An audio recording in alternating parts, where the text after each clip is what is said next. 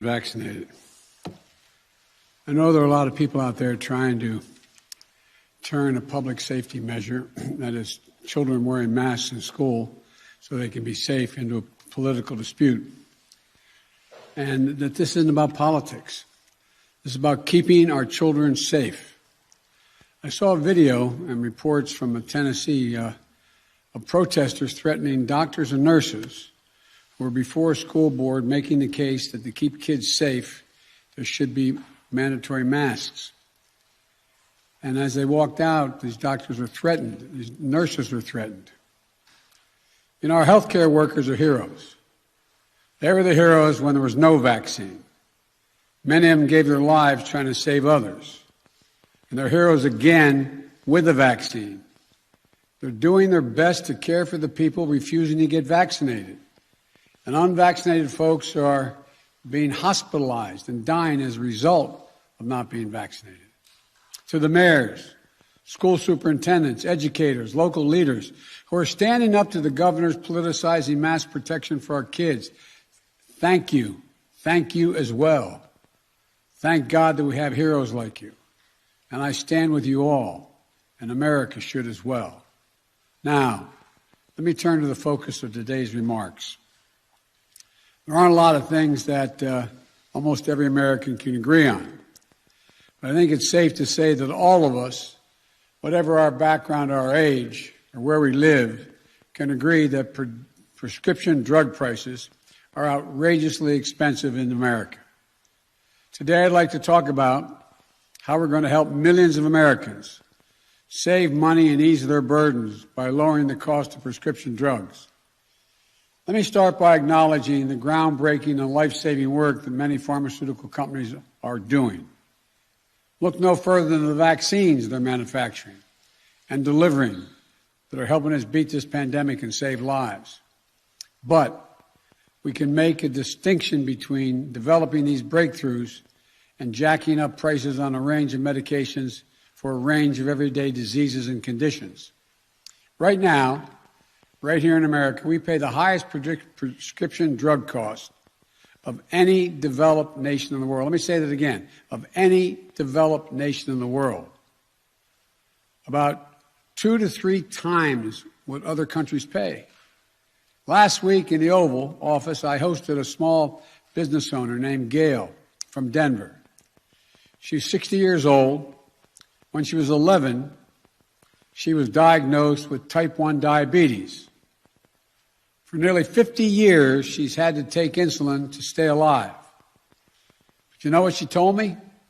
She said she doesn't worry about becoming blind or her blood sugar dropping dangerously low, the natural worries of anyone with type 1 diabetes.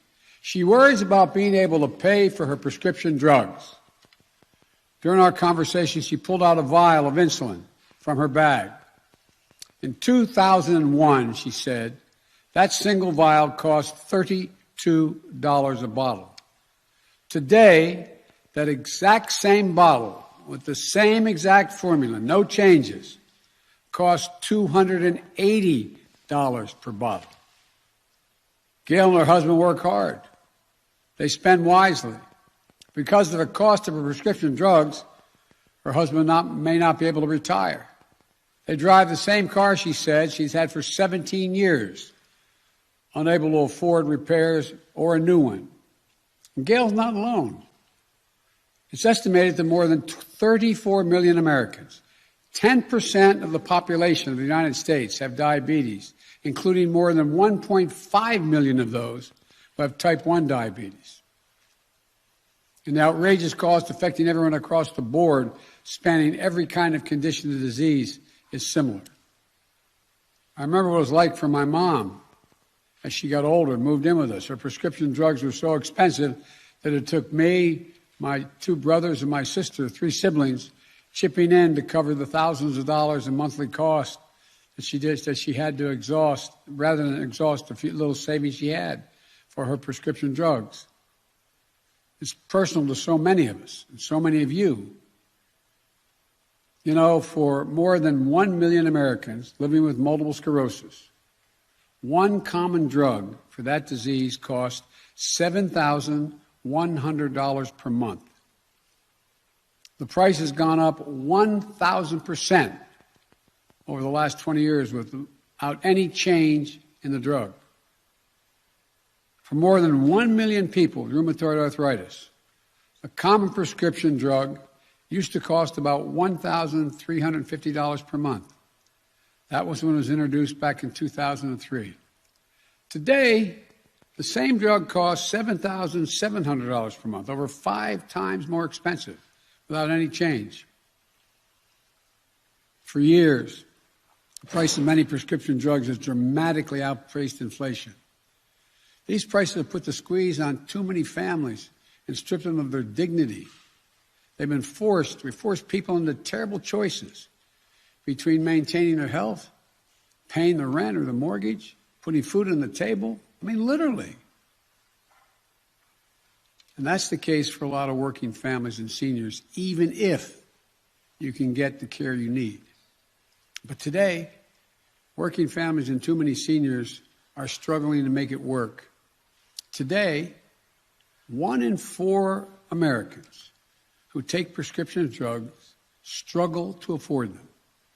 Nearly 30% have skipped doses, cut pills in half, or because they can't afford the cost. We have to change this, and we can. My administration has already taken significant steps to lower the cost of prescription drugs. Last month, I signed an executive order that has the effect of improving competition in the economy, which will result in lower prescription drug cost. Right now, when a drug company seeks permission from the FDA, the Food and Drug Administration, for a certain drug to get a patent, it's allowed to exclusively sell that drug without competition for up to 12 years. When that time period expires, other companies can come along, make the same exact drug and sell it cheaper. It's called generic drug. But unfortunately, it often takes a long time, years and years, for this to happen. That's why I've instructed the Federal Drug Administration to get these genetic drugs to consumers faster. This is going to increase competition, lower drug prices for everyone. Research shows the prices could be cut by 25 to 33% and save $54 billion for consumers over the next 10 years. Makes a gigantic difference for an average family. Secondly, I've ordered the FDA to work with states and tribes to import prescription drugs safely from Canada. These are drugs that the FDA has determined are safe, and they're going to make sure the drugs get to the states and tribes safely.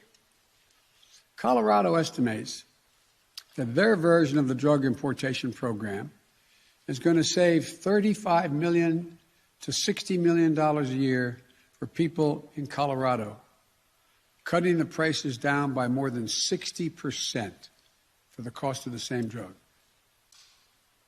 These things, by the way, the company that's making these drugs and charging exorbitant prices are selling the same drug in other countries at considerably lower prices. It's not like there's another company always making this drug. Same outfit. These things by themselves will be a great help. But to really solve the problem, we need Congress to act. That's what my Build Back Better plan will do. There's long been talk, a long time, since the days when I was back in the Senate, about giving Medicare the power to negotiate lower drug prices. Now, Medicare takes care of millions of people. Medicare, my plan is going to allow that. Every other type of health care service, from the cost of a doctor's, how much a doctor can charge for a visit, hospital visit, crutches, wheelchairs, Medicare is allowed to negotiate and say, we'll pay no more from the Medicare than the following amount for those things. As I've said before, the only thing Medicare is not allowed to negotiate are prices for prescription drugs.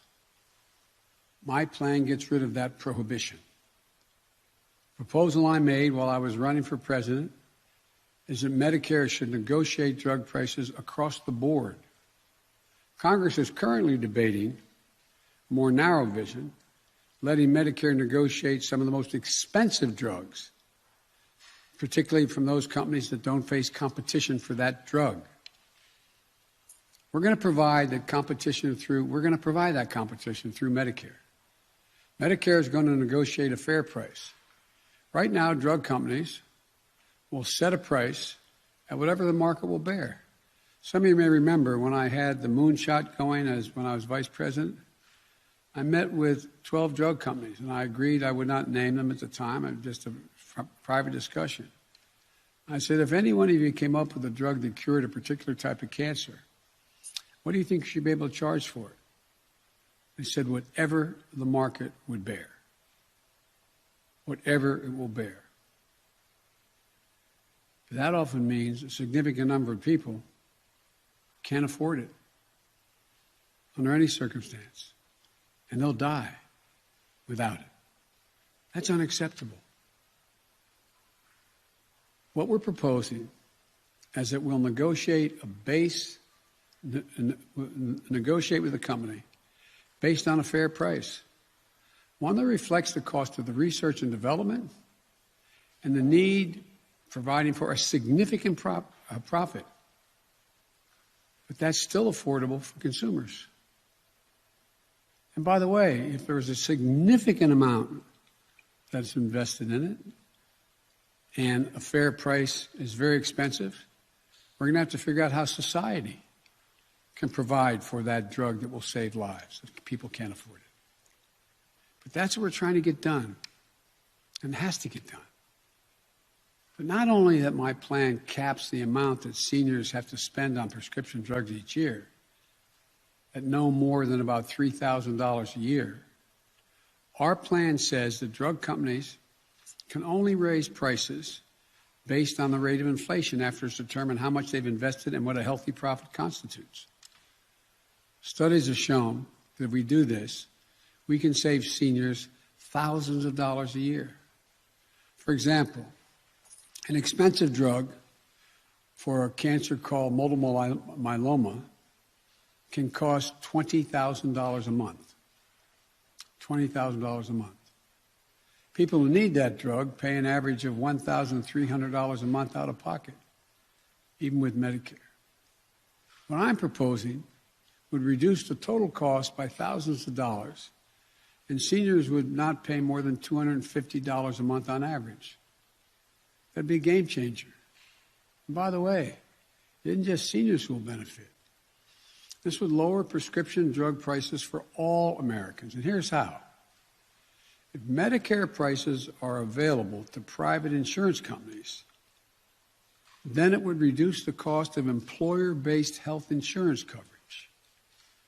What that means is, once Medicare negotiates a lower drug price for its beneficiaries, an employer-based plan shouldn't have to keep paying whatever the drug company demands. They should get access to the same drug at the same price as Medicare. So if you're not on Medicare, you get your prescription drugs through your employer-based plan, your plan should pay the same price for that drug as someone on Medicare. It means drug companies would have to sell their drugs to all distributors at the Medicare price or face up to a 95% excise tax.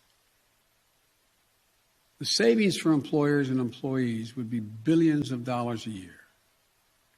We don't have to stop there. My plan expands Medicare by adding dental, vision, and hearing, which would make a world of difference for millions of people. We can take some of that savings, create it when Medicare is no longer forced to overpay prescription drugs, and use it to pay for these additional benefits and reduce premiums, improve access for people with coverage on Medicaid and the Affordable Care Act. You know, at the same time, we can invest in medical breakthroughs that will also reduce the cost and save lives. Right now, when Americans overpay for prescription drugs, too many pharmaceutical companies don't use the profit nearly enough to innovate or research. Too many companies use it to buy back their own stock, inflate their worth, drive up CEO salaries and compensation, and find ways to box out the competition. In fact, according to one study, from 2016 to 2020, pharmaceutical companies spent $577 billion in stock buybacks and dividends, $56 billion more than what they spent on all research and development over that same period of time. Look, folks, they should be able to make a significant profit. Why should we be paying 2 or 3 times what every other country in the world is paying for a similar drug? There's so much we can do.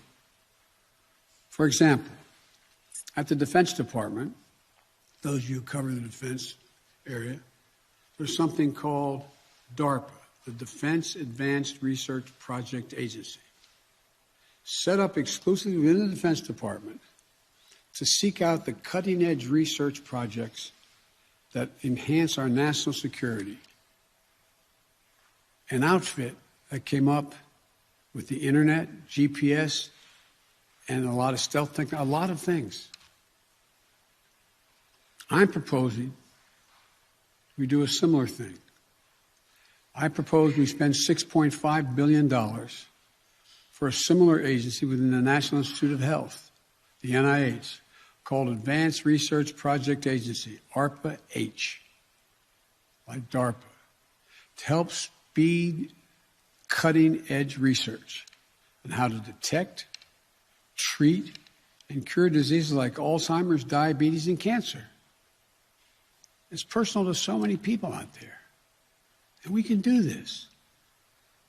I'm not criticizing companies who aren't prepared to spend billions of dollars on certain projects to research. I get it.